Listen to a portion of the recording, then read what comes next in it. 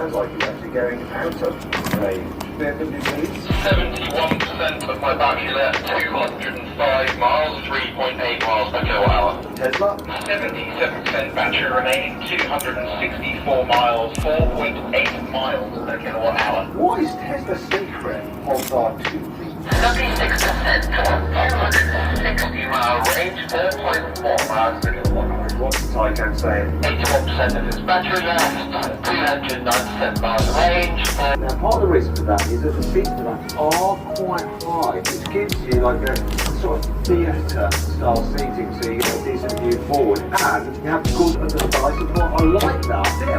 So this is a working key. Now we're gonna try pick this lock. Move this too. In case you lost that. Guys, was that better or worse? As you can see, it doesn't tell.